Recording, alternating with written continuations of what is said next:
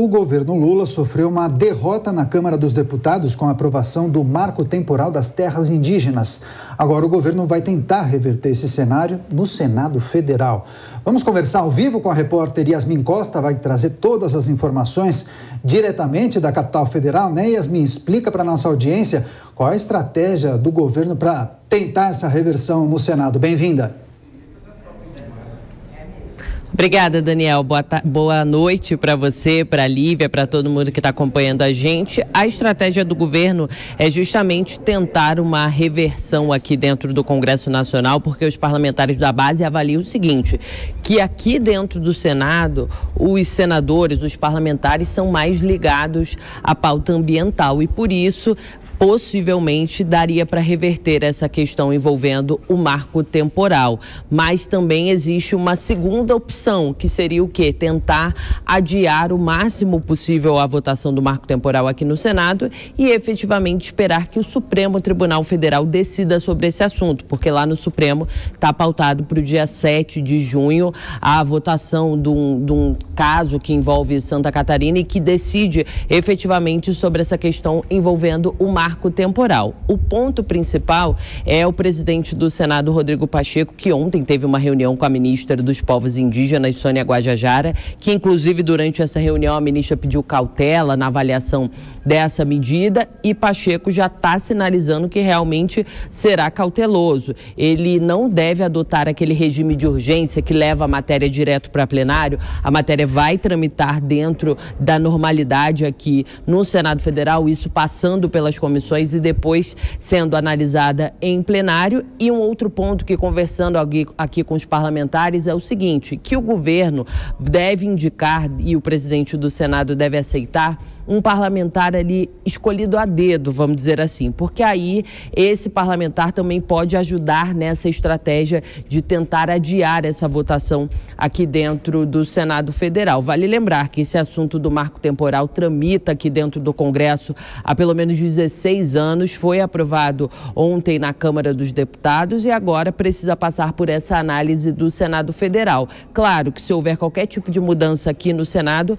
precisa voltar para a Câmara, porque a análise precisa ser de comum acordo com as duas casas. A gente segue acompanhando por aqui essa tramitação e toda essa articulação em torno de uma pauta que para os governistas é muito cara, principalmente por conta dessas questões ambientais ligadas aí que levam o Brasil e a pauta que é ali defendida pelo Palácio do Planalto. Volto com vocês. Sem dúvida, requer muita negociação, justamente se o Senado alterar o texto, porque deve precisar aguardar a apreciação, uma nova apreciação por parte dos deputados. A Yasmin Costa segue acompanhando e daqui a pouco volta com outras notícias e informações.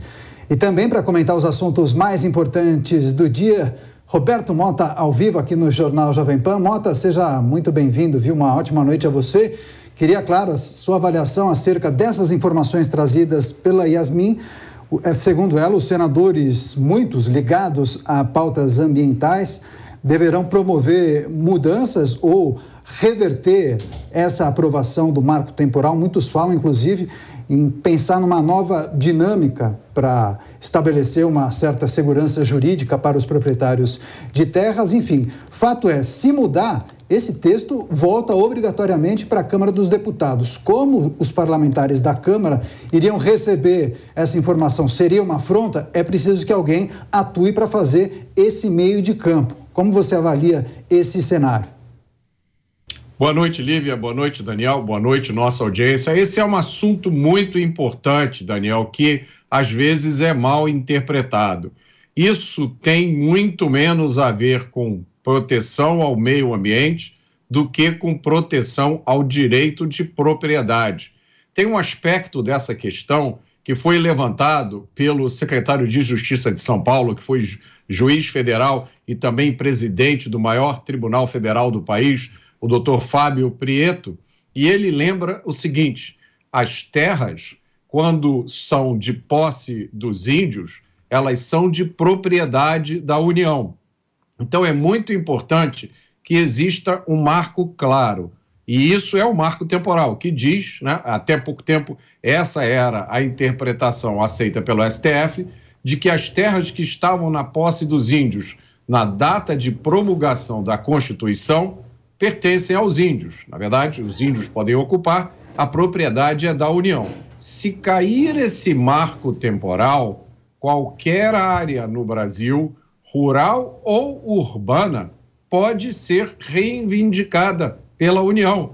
A União pode chegar na sua casa e dizer: essa casa está construída numa área que era ocupada por índios há 400 anos atrás. Ora, quase todo o Brasil era ocupado por índios há 400 ou 500 anos atrás.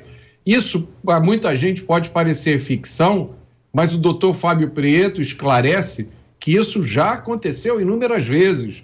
Inúmeros processos de uso capião, em que pessoas que ocupavam uma área reivindicavam a propriedade daquela área. Em inúmeros desses casos, a União entrou no processo dizendo: essa área, na verdade, deve ser da União, porque aí, 400 anos atrás, haviam índios. Então, por causa desses inúmeros processos, é que foi criada uma súmula, a súmula 650, que chegou a uma decisão a respeito do marco temporal. Então, esse assunto que já estava completamente pacificado, agora volta à discussão. Ele está sendo julgado no STF e, ao mesmo tempo, o Congresso Nacional tenta aprovar uma lei para solidificar, retornar ao entendimento que já existia. Qualquer que seja o resultado disso, é muito importante que exista um marco claro, porque senão se cria uma insegurança jurídica que não afeta só o agronegócio ou questões ambientais. Ela afeta o direito de propriedade de todos os brasileiros.